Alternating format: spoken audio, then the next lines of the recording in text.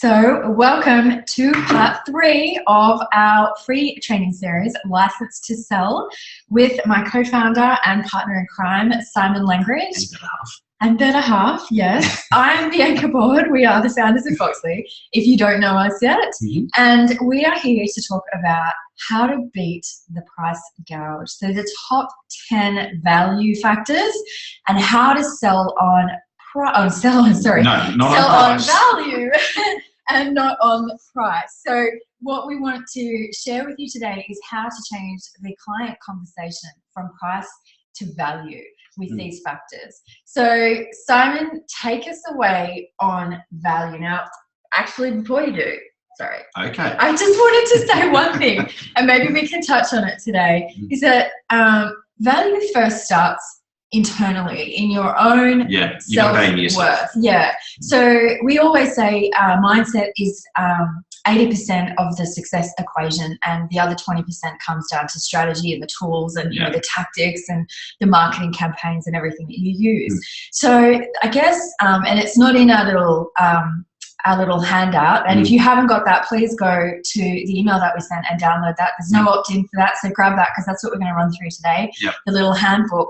But it's very, very important for you to do whatever mindset training you need to really understand your own value and your own self-worth.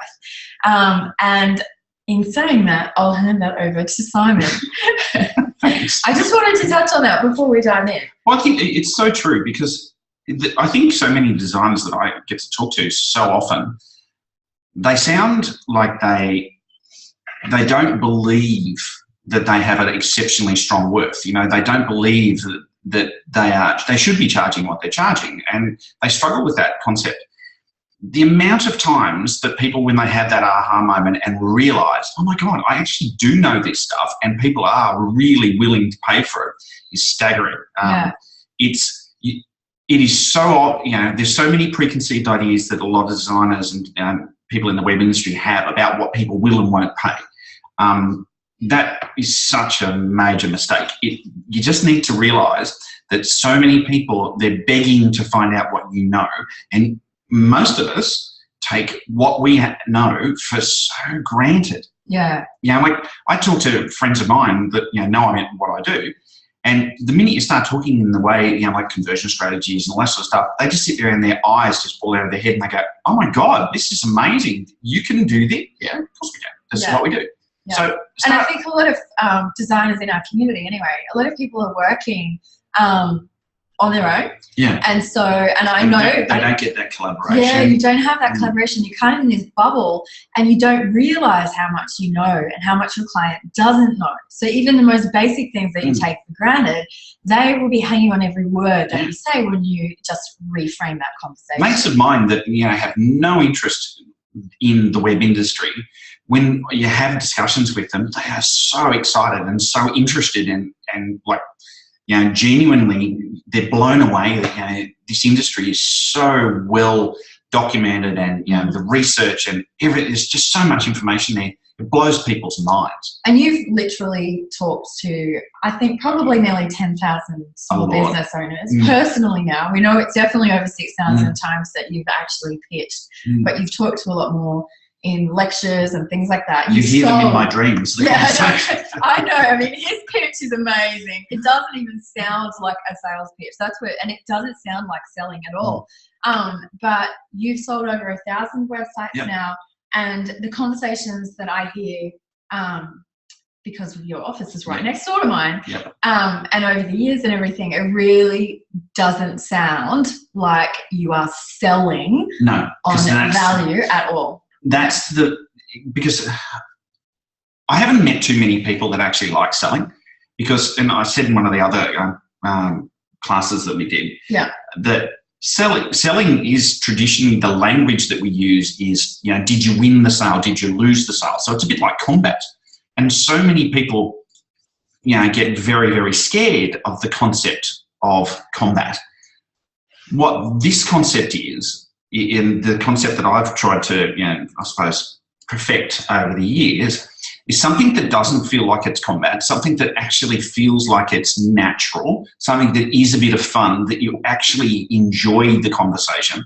Because no one, and I haven't met anyone yet that actually, if you ask them, they'd say, I actually love cold calling. Oh, yeah. It's not something that a lot of people, because you're outside your comfort zone and all that sort of stuff. So this whole process is supposed to be fun, because it was the only way I was going to be able to do it, and be able to do it so often and so regularly, is to make it a lot of fun. So where this is all about, this going in the previous parts of the classes, understanding the knowledge that you have. So the last one, I just quickly dive in there. Mm-hmm. The last one we talked about the different quoting scenarios, and we shared with you some real life case files of jobs that we had won and how we quoted them. And it was part on value and also part time and materials. But the two kind of go hand in hand. They need to work together. They need to work together because you absolutely have to know your costs. However, the more you can get away from selling on price and time and hours for dollars, and into value, even with digital products, even not even the design services and the web projects and products that you offer, but other things that you can set up for recurring revenue, for residual revenue, making money while you sleep. The whole time freedom is what we're all chasing. It's the most valuable commodity that we have. However, you've all heard that story about, the logo that takes 10 minutes, but it took 10 years to master. There's millions of stories is like it, that. Is it worth the 10 minutes that it took, or is it worth the 10 years and the hundreds of thousands of dollars in education and degrees and stuff that it took to do all that? And we all know the answer, but when it comes to having the conversations with clients, to be quoting on value, and when they ask you your hourly rate, to be able to either not give an hourly rate or explain that everything is quoted at, on a project by project basis on value, and to be able to talk about results without being afraid of promising and having to guarantee that a website is going to get so many leads each month and all that kind of thing. That's what we're going to run through today. Okay. So the top, No, keep going. No, that's all right. So the top 10 value factors that we'll just run through, and we do want to keep this training to 30 minutes. So please fire away any questions that you have throughout. We will make sure that we answer everybody's questions today. So fire away as we go, but talk us through the 10 factors and how you quote. Maybe we can tag team some of those. Okay. Yeah. Time and materials. When it comes to the actual quoting and scoping out jobs, you can't scope a job unless you know what time it's going to take and the materials that it's going to take, because it is going to be so quick. If you get it wrong with the amount of hours that's involved, this is a benchmark on how much profit you're going to make. And it's amazing when you actually start doing the retrospectives on how often you get things wrong. When we first started, we would say, this should only take an hour, and then realised it might actually take about 3 hours. Well, even just, you've got to factor in the admin time, the time that the accounts department chasing for payment, and all those things. There's so much, even just selling it, you need to factor in the time that you spend in meetings, and then how much is your iMac worth? And how often are you going to have to replace that? And the software, and there's so much that goes into this. And I guarantee you, even just little things like chairs and desks and things like that, if you actually start doing the math, they keep adding $100 or $1 to every hour that you do. So do you want to do the next one? That's all right. So you've got to know, and if you missed our previous training, the video 2 in this, go back and watch that, because we did cover a lot more detail on time and materials. But it bears mentioning that although we want to get you away from selling on time and materials and hourly, you have to know, because it's no good saying this project is worth $5,000 because of the value that I bring, and then you find that it takes you 100 hours to deliver, and you find out, you're on $5 an hour, and you might as well flip burgers at Macca's. Because you'll probably earn more in every way. So that's number 1. Number 2 is the size, the turnover, and the nature of the business. So you wouldn't. And the reason why, and this previously could be very easily misconstrued as a bit mercenary, where you get a startup that is, you know, you're going to charge X for the same job for a counsellor you're going to charge Y for. It's not that you're doing that. The trick with this is to understand that when you have some of these more complex projects and bigger companies, there's more decision makers. The minute there's more decision makers, like one of the ones I talked about the other day was design by committee, where you've got 20 different decision makers. You need to allocate more project management to that to actually make that a profitable job. Yeah. Because there's so much more and so many more decision makers. So the benchmark that we've used is the actual size of the company is directly relevant to the amount of involvement of our project managers. Yeah. So you need to quote them different. In getting sign off and so true, says Celeste. So the next thing that you want to consider is the value that the clients, customers, are worth to them, which is why you need to be having the conversation tailored around what is the customer acquisition cost, how much are their customers worth to them, you know, how many leads are they getting right now, what's their conversion rate from lead to sale, and all this kind of stuff. You need to get up to speed with all of this lingo, because if you find out, say for example, a landscape designer. Yeah, that's doing $30,000 landscape designs. Could be doing $30,000 projects. All he would really want to blow his socks off. Can you imagine if he's got one new client each month, or even every 2 months through the website, which is not a lot. So if you did a website that could bring him one new client every 60 days worth $30,000, and you're charging $15,000 for a website, so in 12 months he's going to have $180,000 worth of new business, and the website is going to cost him 15 grand. So that's a whatever percent return on his investment. And when you start spelling it out like that and saying, so if I could, and let's just make the maths a bit easier, if I could build you a website that cost 10 grand and made you 200, so you got what is that return? Maths man. You got a huge return. 2,000%. Yeah. I have got whatever, a lot. It's Saturday morning here. So. So how much are they willing to pay to acquire a new contract? And they will tell you. Yeah. It's fascinating.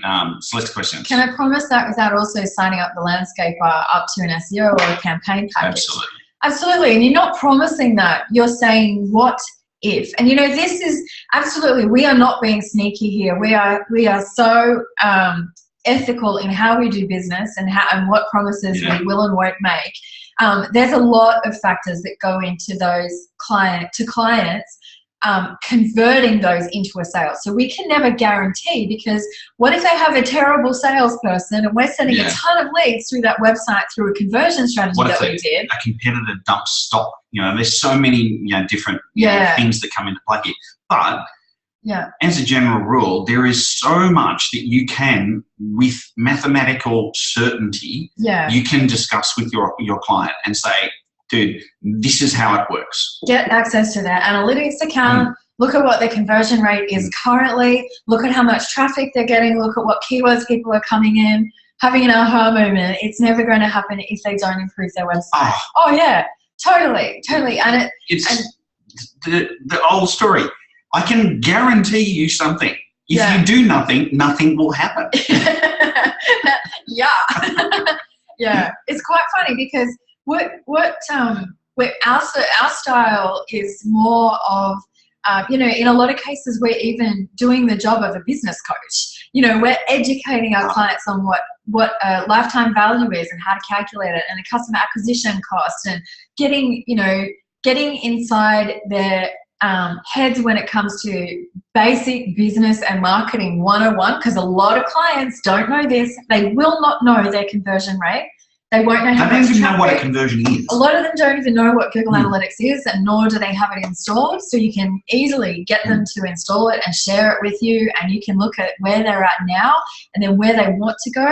And what you'll find is it's not a huge jump. Like, people don't want 100 extra leads per month. They wouldn't be able to handle it, you know? And so in a lot of cases, if you can just drive 1 or 2 new customers a month, which a website that follows the factors that are in our client pickup kit the audit system, and a basic conversion strategy will improve their business.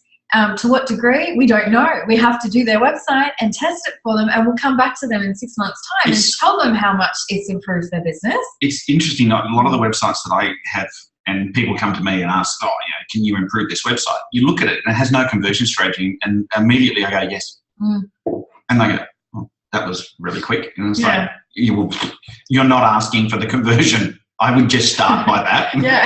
And people will react to it. So it's not hard. The minute you get this and the way that you start talking, and this is all about the value.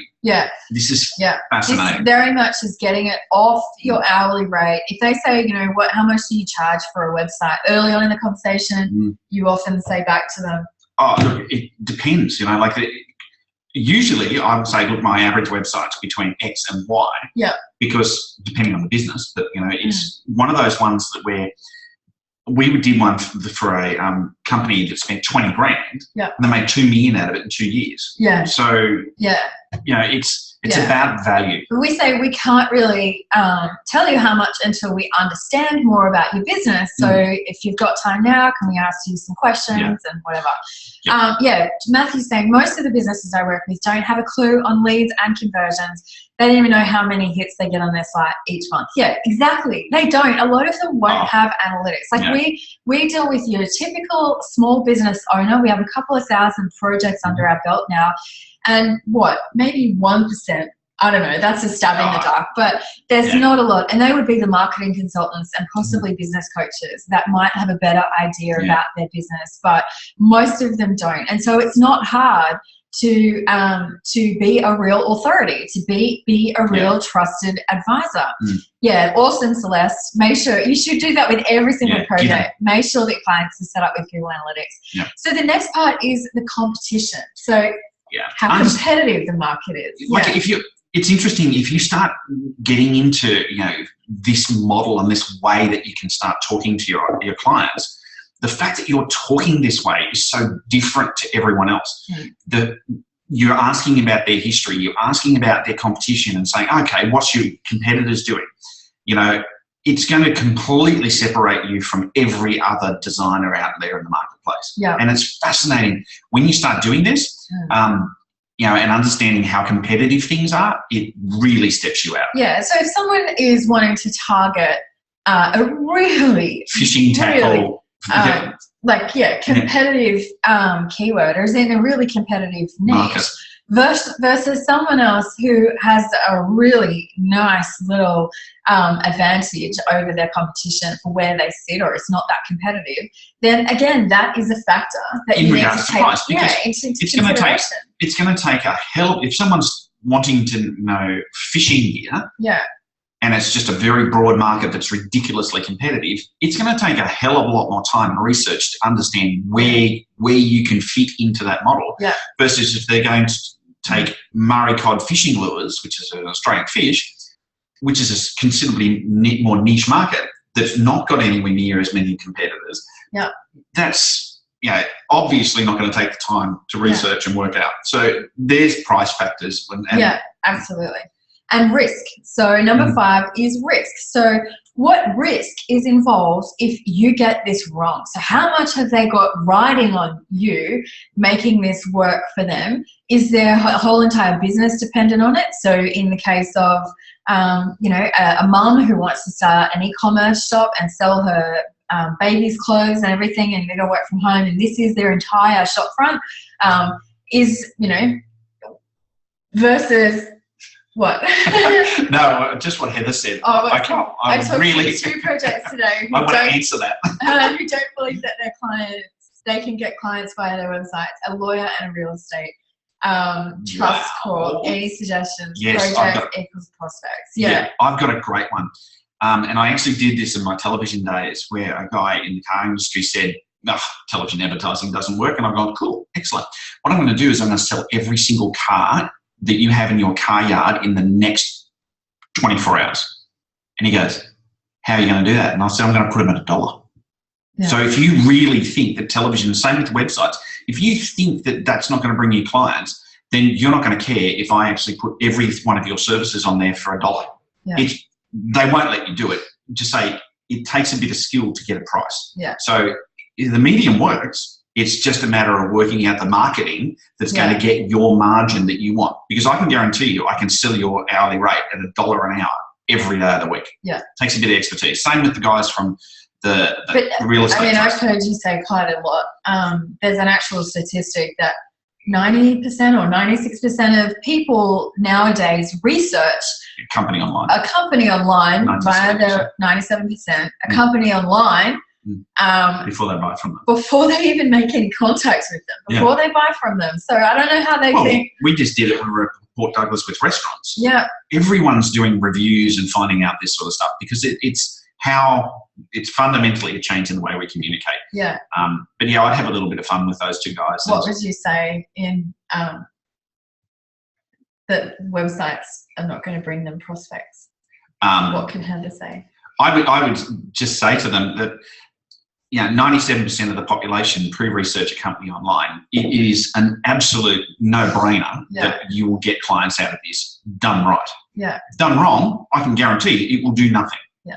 So, and that's the challenge. Yeah. And just bring it back to the strategy, the marketing, perhaps why their website isn't currently working for them, what's missing. Yeah. And just go, yes, I can guarantee you, because the way that the web industry is working today, it's not about just putting a website out in the marketplace and hoping for the best. You need to stand out and it needs to be marketed. Yeah.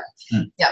So number 6 is your skill and experience level. And, I get asked a lot of times, it was a hot topic in our Mountains program, in our first intake, everybody wanted to start quoting clients for sales funnels, which is a fantastic arm to the business, to your business, anyone's business.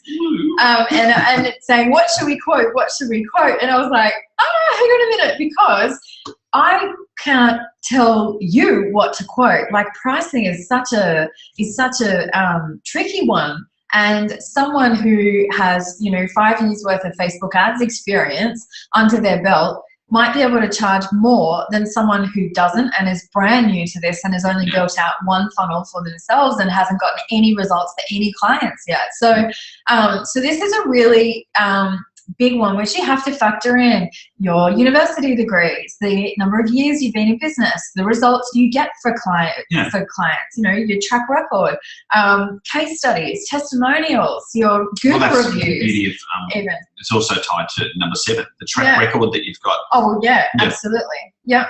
And the results that you can the stories that you can tell, like creating stories and having stories about how you've done certain things and how your clients have had results. Because I've done so many of these projects, I can sort of rattle off, 20 different projects that I've done that have gone from nothing to amazing. Yeah. And people will go, really? And I'll go, don't take my word for it. Go and really ask him. And I'm happy for anyone to bring my clients, because my clients will sit there and just start giggling and go, oh my God, like the guy that, 20 grand made 2 million. Yeah.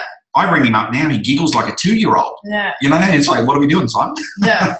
Yeah, and you'll find that when you have clients like this that buy on value, they are so different to your typical run-of-the-mill kind of maybe B or C class client, because they see you as a trusted advisor. They pretty much do whatever. And so we're calling clients now and saying, hey, we're getting a lot more into funnels now. And they're like, yep, what are we doing? When can I start? When can we start? I've got one at the moment that brings me pretty much every week and go, you ready? Yeah, they are begging us to, for us to take their money. It's quite a cool situation to be in. And Celeste has just said, even if their prospects don't visit their website, they have to have a website to get ranked in Google Places, don't they? Listed. I don't think so. I think you can still have a Google My Business page without having a website, Celeste. It's just better. Yeah. Billy's saying clients who ask for price up front don't understand how it can be done right. They just want it done cheap. Yeah, absolutely. But not everyone, Billy, is like that. It comes down to... if given the opportunity, yeah, the vast majority of people aren't like that. Yeah, and they might just be on the back foot because they don't know the right questions to ask, and they are only thinking about the price, and they don't know what makes a website work. A lot of them are either, never had a website before, so completely green with it, and just have no idea. We actually prefer not to work with those clients. We prefer that they go and get a couple of websites first, and then they don't understand. But when you educate them and you go through and kind of give them a one-on-one, and they know the pains, because you go, hey, you did this, and they go, yes, we did that. And go, it didn't work, did it? No, it didn't work. Yeah. You suddenly become like you're in their head, and you know what they've gone through, and they're just going, yeah, I know, it sucks. Yeah, absolutely. But we find that we have converted over the years, we've converted probably hundreds of clients who have phoned up with a $500 or $1,000 budget, who have spent $5 or $6 grand with us. Some of them even go and get a credit card so they can do business with us. Yeah. Which I wouldn't advise, by the way. But yeah, that when you actually educate them, it's a different story. It is completely transitioning, because you'd be amazed how many people, when you go down this path with this, and this is what we're teaching, how many people just sit there and will go, oh, okay, well, clearly $1,000 isn't going to do it, so what do I need to spend? Yeah. Now they're just going, okay, this is not all about the money, this is about results. Yeah. And so many of them sit there and go, okay, well, what am I going to, if I spent this, what am I going to get? Yeah. Yeah, absolutely. And there are still those tight asses that only want to spend. Yeah. One lady last week asked us what she could get for $100. We said, we didn't say anything mean, but we thought you could talk to Simon for 10 minutes. But yeah, there are still tight asses out there. Look, you can't, it's not going to be for everyone. Yeah. But there's questions that you can ask that will, really, go home and resonate with a lot of these people. Not hard. It's just a matter of knowing what to say. Yeah, absolutely. And Matt had had a client quoted, didn't hear back anything. 12 months later, they came back begging him to fix the botch job. Yeah, that happened to Greg Zellers the other day as well. And then the client said, well, can you $300? Just like, fuck off. No, it's $3,000. No, that's extra $500. Yeah, a lot in your neck of the woods, Billy. A lot of people are scared off. The cost. Because, and can I tell you, this is a little secret. Do you know why? Because it's the only way, when you have nothing else to compare, the only thing to compare on is a numerical number. Because they don't understand all the technical differences. They don't understand the jargon. Yeah. They don't understand any of that. So Heather's saying, do you get a lot of pushback when you push the bulk of the migration upload back on their plate? We don't try and put it on them, actually, Heather. We recommend, and our recommended package is that we do all of that. So in the case of all of our council sites, we have a lot of council sites. They're sort of 300-400 pages of content migration. Which is huge. And we have one of our juniors do all of that migration, and then have our designers polish up all that content, and we charge 10+ grand for that. So they're actually our most profitable work. Our most profitable jobs are those big content migration ones. Yeah. And they don't want, understanding, they don't want to do it. They don't. Yeah. The budget conscious ones will do it. And they'll do it themselves, and we'll train them. And then sometimes they come back and say, can you just polish it up or, make it pop? So we have a make it pop product. But we've got to get a hurry along. Issues waiting for content from clients, that's like a whole other entire adventure on its own. We've actually got a magic rule for that. Yeah? Yeah. Give me your or I'll kill you. We don't start until we get all the content, and so we're very strict on that. We might actually we are actually going to be putting something together on how to sort out those content delays and get the most from it. But that's another we product. We were talking about that on the weekend. There's some cool ways to get it. Yeah. So number 8, which ties closely to number 6 and 7, is the experience you have in other elements of effective websites. So I'm a graphic designer by trade. Then I got into web design.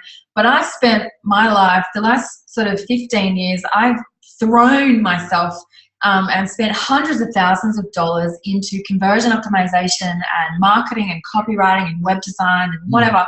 So if you're brand new to web design and you've got, maybe 1 or 2 projects under your belt and you don't have that kind of experience that we have in doing thousands of projects and whatever, then obviously there's going to be a difference in what you can charge. So those kind of 3 are really closely related. Yeah, they are. Yeah. The next one is the confidence in delivering real results. The fact that you can identify what delivers results is going to put you so far in advance of so many other of your competitors, because the vast majority of those guys, they're just going, it's blue and it's on WordPress. Yeah.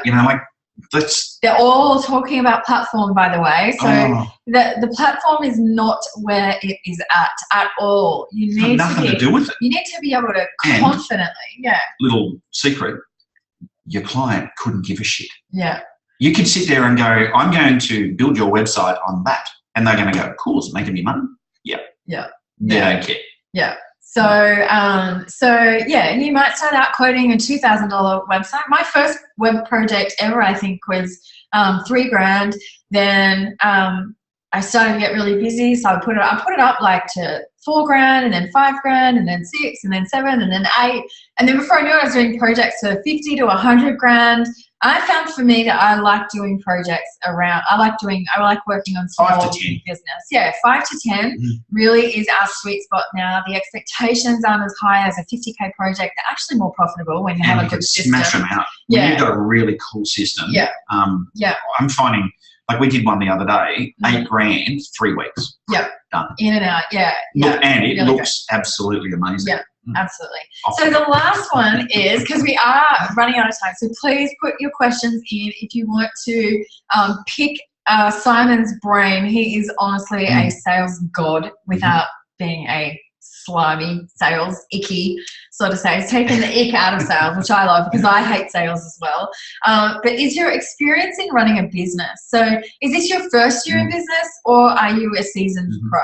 And that really does make a difference. So you can have the conversations around general business, good business, in, like I said before, becoming a coach, becoming more of an advisor and coaching them. And like we had one last week, which you mentioned in the other training, who wanted a website like, Gumtree or Craigslist. Yeah. And Simon took a more sort of business coach approach and advised him on how to validate his idea first using VAs offshore. Well, the reason why, because I said to you prior to even calling that guy, that so many people are just going to try and make this guy, build this guy at Gumtree or Craigslist or whatever it is. It's not going to work because and he's just going to tear his 20 grand. Yeah. Whereas I wanted to go down and validate his idea. Now he's going to tell every single mate that he's got and go through this process. It's a screamer. Yeah, absolutely. Be the trusted advisor.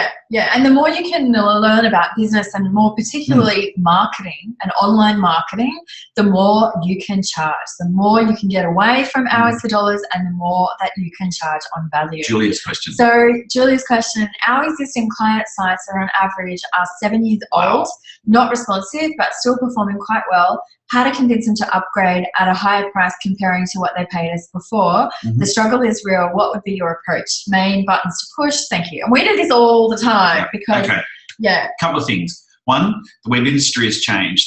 There's about 16 million websites going live every single month. 7 years ago, and I'm sure that you can research it and find out how many websites were actually on the internet at that particular point in time. The pie was this big. The pie is this big, but there's a shitload more slices to it, and you've got to stand out. Yeah. Not having a responsive site is just hamstringing you, and you will be losing traffic. There's people coming into the market that are going to be taking your clients' share.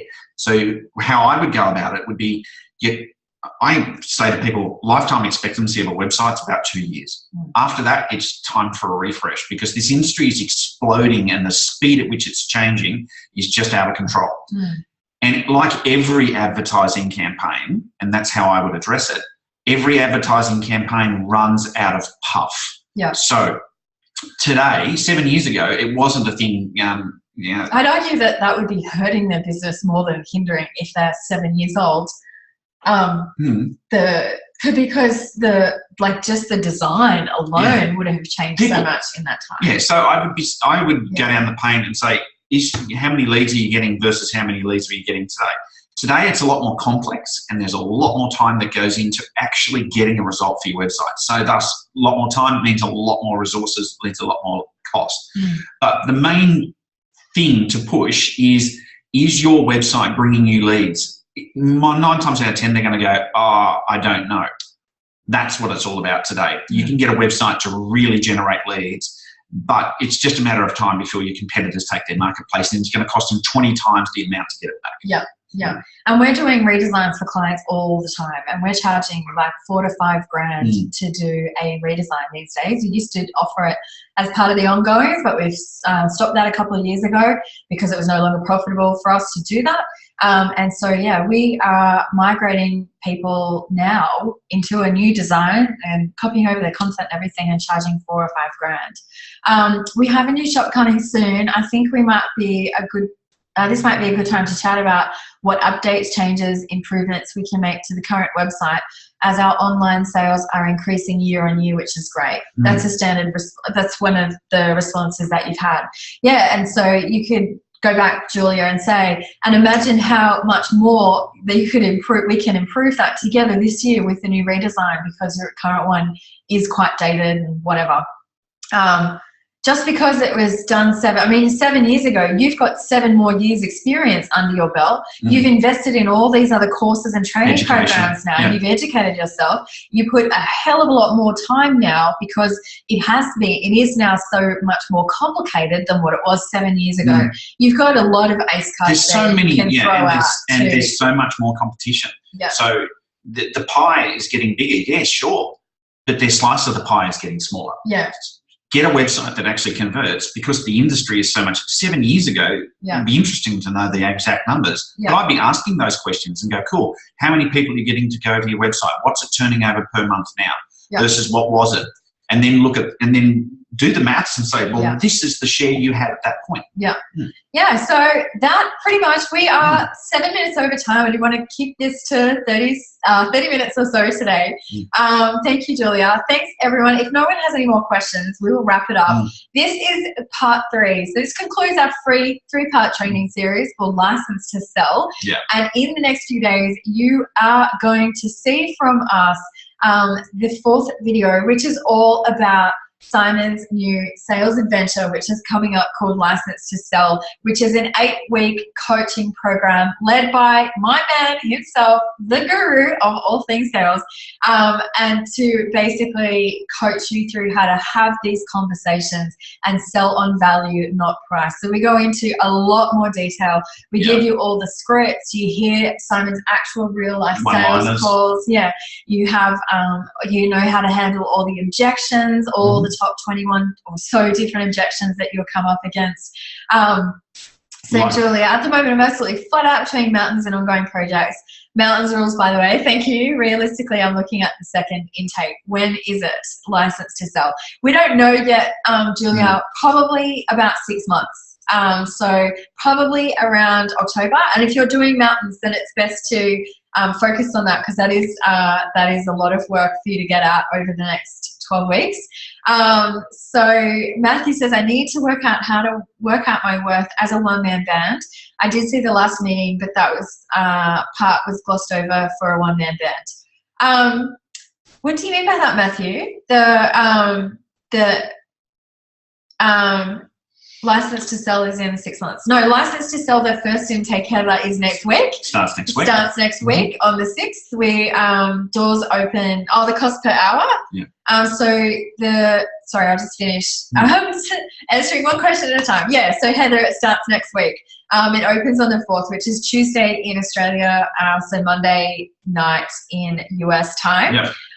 For base pricing. So Matthew, it's the same calculations that you need to work out as a one-man band as though if you're a business. Even if you work from home, you need to know exactly all your software costs, absolutely like everything, your superannuation, your insurances, your computer, your hardware, your software, taxes you have your to pay, chair, your furniture, business. Your electricity, your the cost of the room, your office that you work out of.